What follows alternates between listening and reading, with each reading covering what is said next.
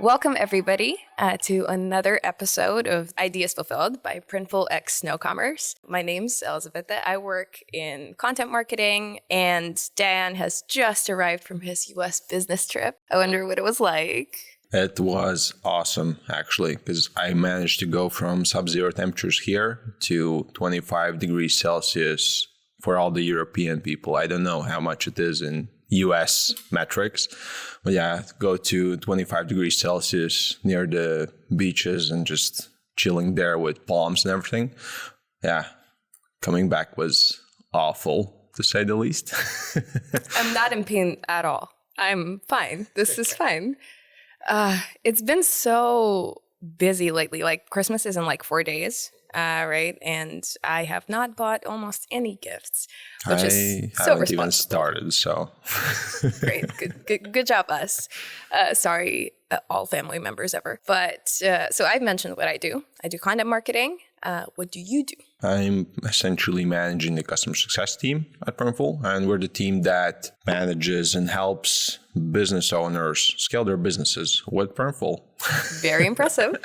But what we've gathered here for is a little bit of a discussion of e-commerce trends, right? We had an episode before where we went through the very current trends for that moment. But since the year is drawing to a close, we wanted to look back at this previous season and review some trends for the upcoming season. Yep, exactly. The first thing that obviously we should look at is the holiday season and Black Friday, right? The Cyber 5 is the new trendy term. What is etched into my brain, right, from the like all of the articles that I read and the frenzy of, okay, right after Black Friday, like we were all just kind of like, oh my God, watching the order spike and stuff. But what I saw like a couple of days after was how many orders Shopify sellers generated. If I remember correctly, it was like 9.3 billion. Yeah. With a B billion in sales for Shopify merchants. And what's crazy to me is that within just a year, that is 24% growth. And I always look to Shopify as like this industry benchmark. Yeah. That's what we should be striving for. Yeah. So do you feel like you've seen our customers experience that in your team and who you work with? Or is that like an unrealistic benchmark or what's up with that? Well, for Shopify, they generated 9 billion. But I think overall US customers alone spent, it was like 39 billion purely e-commerce sales. And they saw around 7.8% growth. So the industry is actually growing a bit slower than Shopify. And I'd honestly believe that Shopify is adding that growth as a result of new users joining Shopify. It is a popular platform, obviously. I saw one of the top stores was, what was the name? Skims? Yeah, 𝘁𝗏𝘂𝗧. Yeah, that brand is growing like crazy. I think 𝗺𝗶𝗶 is also using Shopify, if I'm not mistaken. So there's a lot of big sellers, but in general, I believe that the platform is just adding a lot of sellers. And overall, I'd honestly bet on an average seller growing closer to that 8% rather than that 24%. So we shouldn't feel bad if we're not reaching 20%. Yeah, of course. Okay, good. When you mention Skims, I immediately think of all of the other like celebrity brands and stuff. Because something that like I've seen happen over the past few years is just how much beauty brands, clothing brands, a lot of that is being dominated by like celebrity owned and run brands. Like I immediately think of Savage X Fenty and Fenty Beauty and stuff like that. That to me is like the iconic epitome of a successful celebrity brand. Because there's so many like, not to go on a tangent, but there's so many celebrity endorsed and celebrity created lines of stuff where really their input was like picking a few colors. And then that very clearly doesn't translate. Like that effort doesn't shine through the products. And so people don't really buy it versus what Rihanna did, which bowing down forever. That is a great example of what like actual investment from a creator looks like.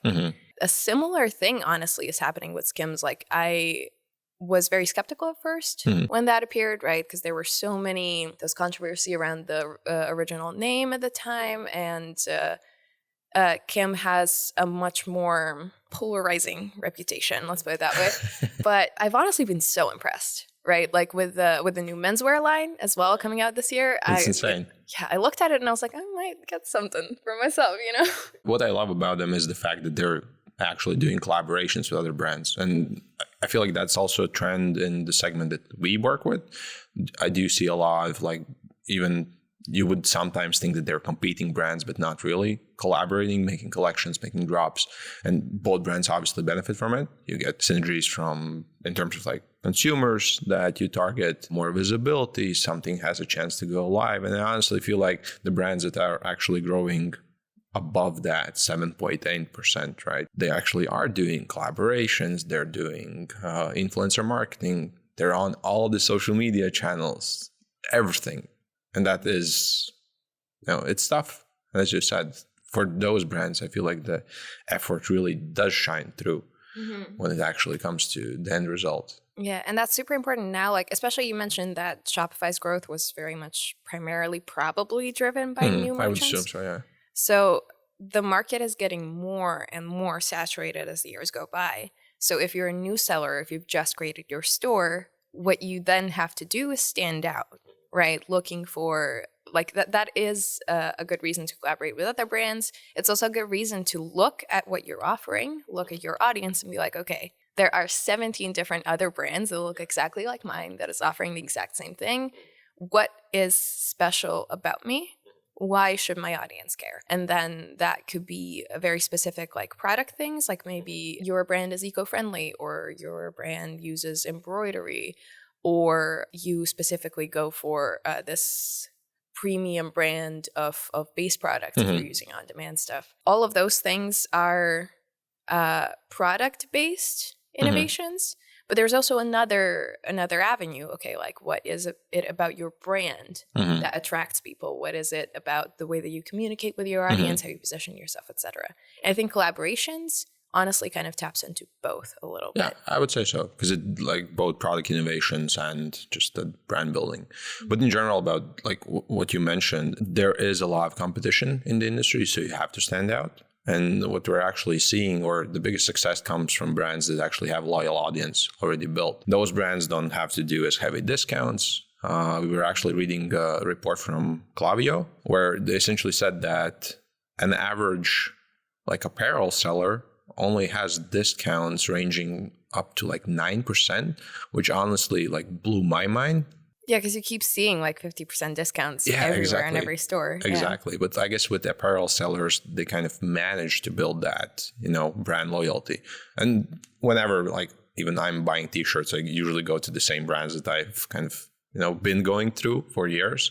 So I guess like that's part of where it might be coming from. But in general, other reports suggest that discounts usually don't go higher than like 30%. Even during like Black Friday and Cyber Monday. So you don't necessarily have to have like 90% off to be successful this year or next year or like in general with your store. So differentiate, not discount. Yeah, exactly. Okay. Exactly. Nice. Good soundbite. If you manage to build something with those loyal customers, like you're all set. You don't have to spend as much on marketing. You don't have to, fight for every single sale. It's just like perfect for everybody. And returning customers are always a lot more cost effective, right? Like you don't have to acquire a new customer over and over again. Yeah. If you have a loyal audience who cares about your brand and who would keep rebuying once, they run out of something, or they are like, okay, I have these 2 t-shirts, I've been wearing them every single day.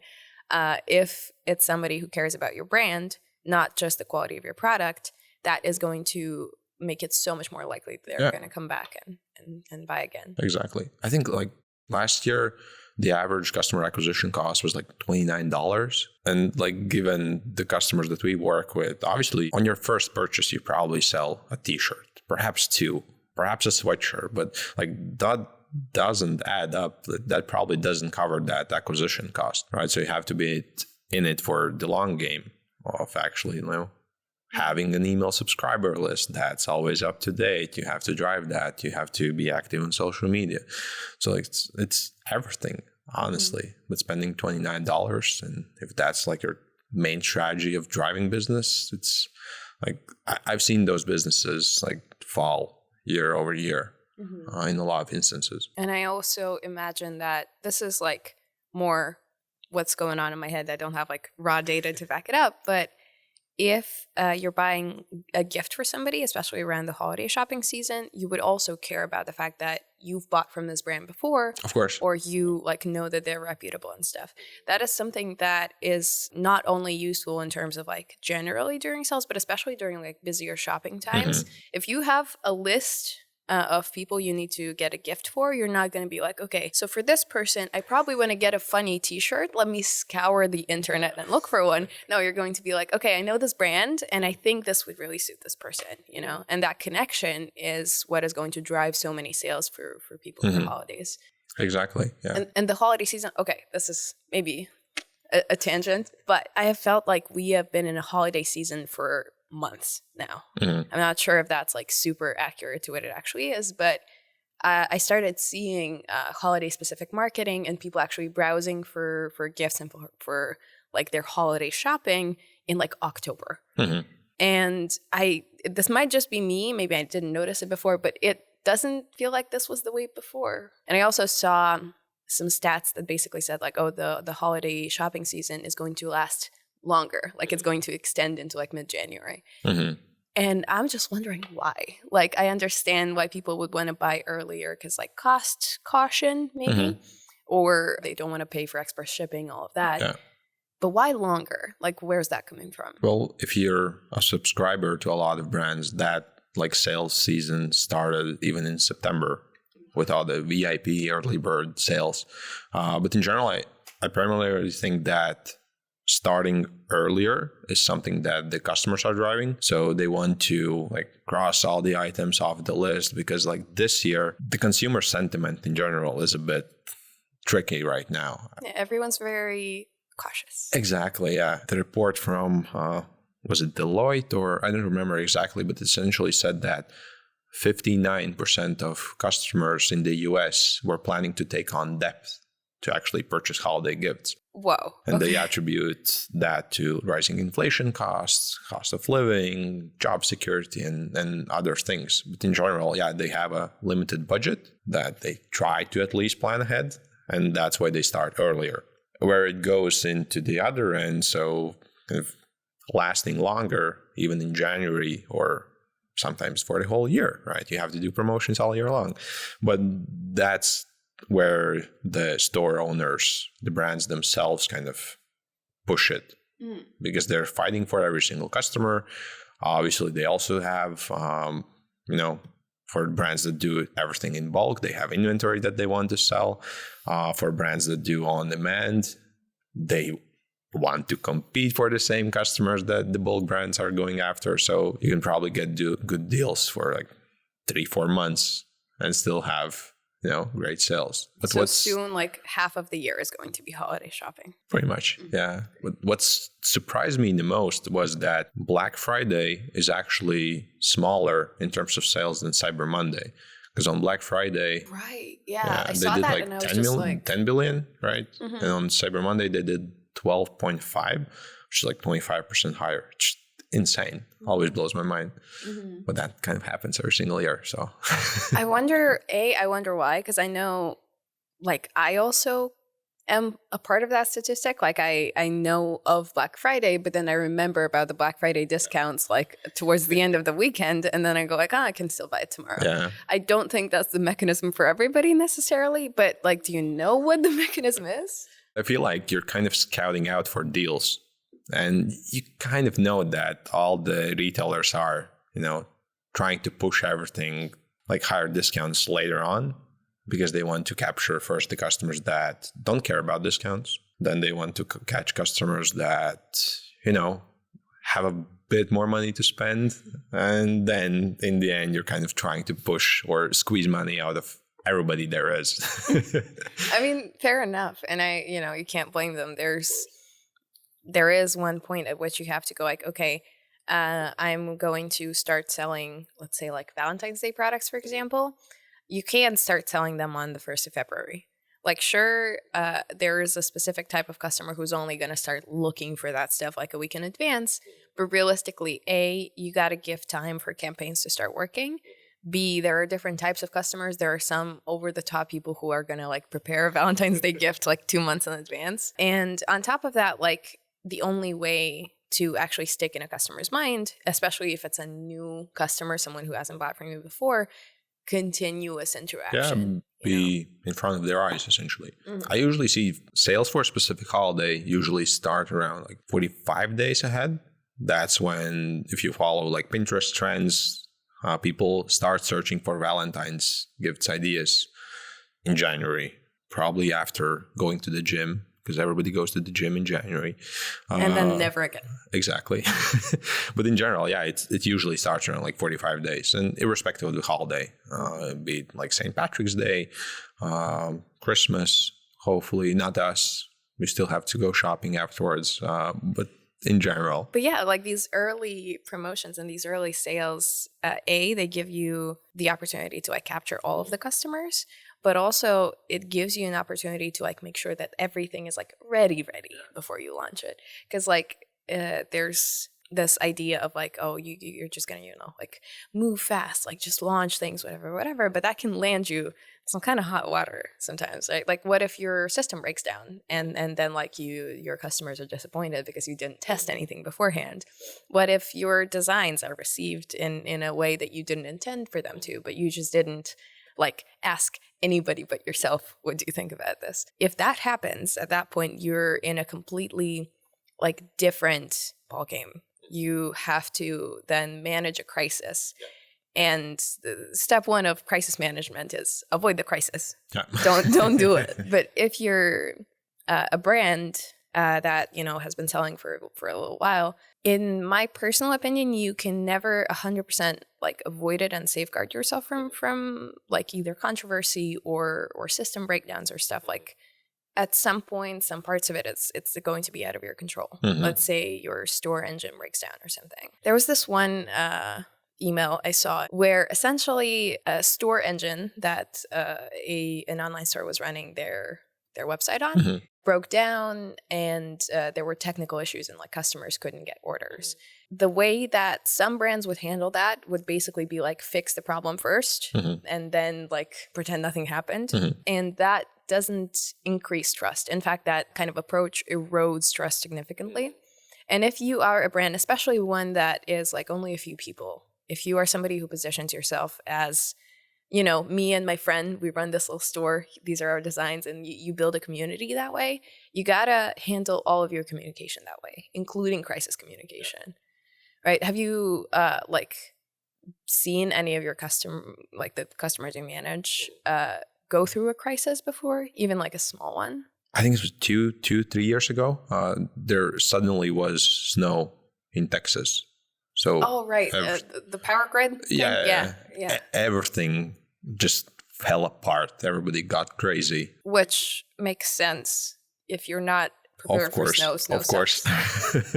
But at that point, for that specific brand, sales stopped for like 4 days. They couldn't get employees to the office. They couldn't communicate. They couldn't keep up with the actual store. I honestly don't think they were ready at that point.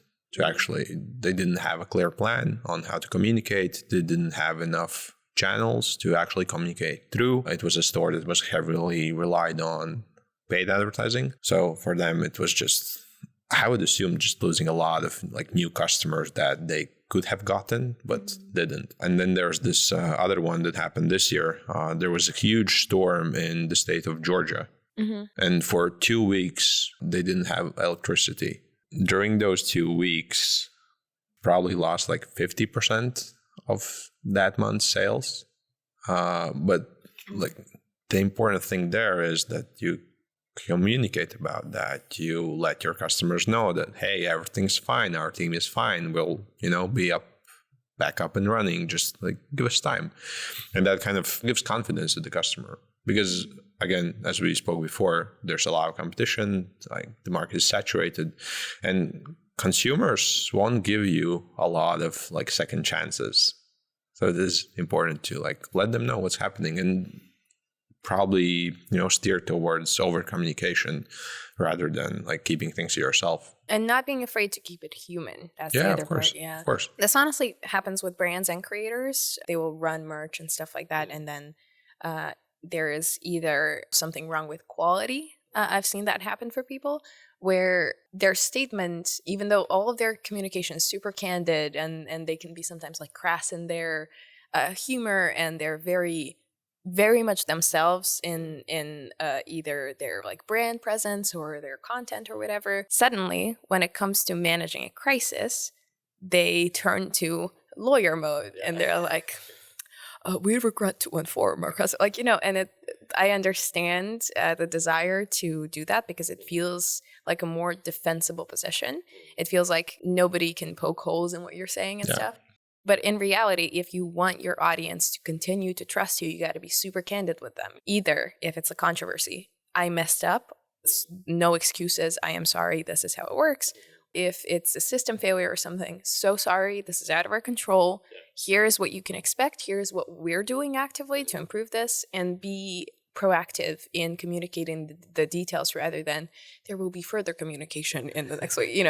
Like there is merit to that in some situations, but if you're a brand, especially not a huge one, not the way to go. I guess like it's okay to, I don't know if I can say this, but like piss some people off. Don't be afraid to make stunts. If everything's perfect, you're probably not risking enough, right? Especially in this day and age. I mean, caveat depends on what your brand is all about. Of course. If you sell baby clothes, maybe don't be super risky. But if you think of the biggest brands out there, the reason why they gathered a cult following is because they felt different to people. Yeah, exactly. Regardless of if they were or not. But they felt different. Yeah. It felt like, like when the reason why Apple was so immediately and quickly popular for a specific audience is because they felt like rebels. They felt like, okay, like I'm going to be different. There's this very, very different company that just sells the exactly same phone. But, it was all about how they chose to position themselves and how they weren't afraid to be like, hey,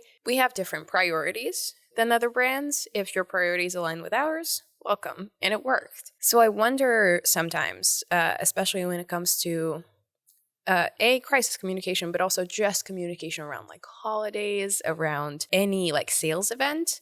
I wonder what is going to be different in like the next year or so, right? Are we going to see brands become more human?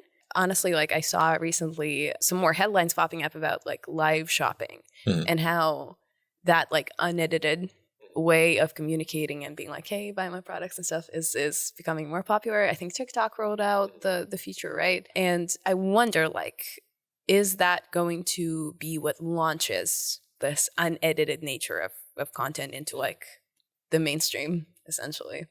I guess like we have probably different opinions on this, right? That kind of goes back to the old like commercials on TV where you could just like sit all day and like pick up your phone, order something. But honestly, I do think that there's a lot of like opportunity there. Even my like grandma buys a lot of things. But on TikTok Shop? Facebook. Oh, okay. But still, there's like a few local companies that sometimes do like lives. You can ask questions. They can show you around. Like it is that like human aspect of it. There's no pressure to buy. You can get all the questions answered. It feels more genuine, right? And I feel like that's the direction that all the social media is kind of going towards. Not that like staged photography or staged videos or only talking about your product. It is that like lifestyle, user-generated content, making mistakes, being bold. I can see the value in it. And by the way, your grandma's very advanced. Kudos. But I'm so conflicted about this all the time because I see all of the ways in which live stream shopping could be valuable, but then I also remember seeing the same headlines about it 2 years ago, 3 years ago, and it's not like it really took off.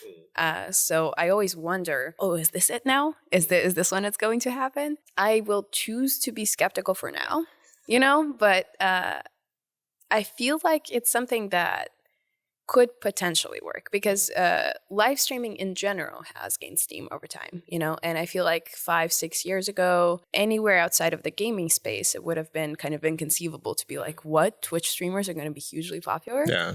But then the pandemic came, and then I found myself watching streamers. Like I watched like, I don't know, political streamers and stuff like that. And it felt like a completely new niche. Yeah. And I wonder if this is just me going on a very personal theory, but we want immediacy in content more and more, to a point where getting our news immediately doesn't even suffice. Getting them live is the expectation.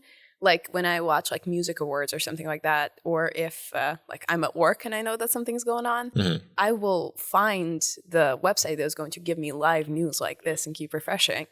And I realized that at no other point in history was this at all like a thing that people would have expected. But maybe that is going to be the engine that drives live shopping.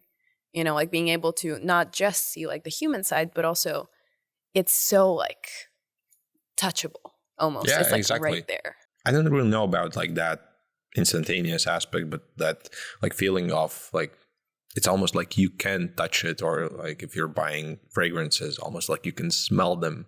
Except across you the of course. Yeah.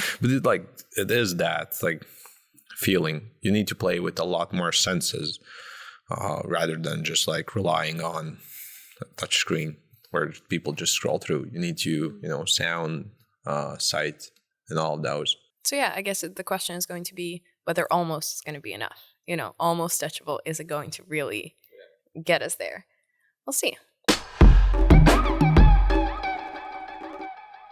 Okay, I think we've blabbed enough. Probably. Because I am worried about stores closing down before I can get my Christmas gifts. But, the year's drawing to a close for everybody celebrating whatever holidays coming up.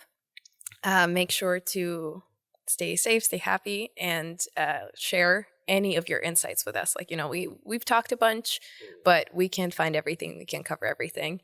If you have anything to share with us or with the audience, leave things in the comments below or find us on LinkedIn. Yep. And thank you again for listening to Ideas Fulfilled by Printful x 𝘺𝘭𝘂. And we will see you next year, right? Yeah. Let's go shopping. Let's go. See ya, guys.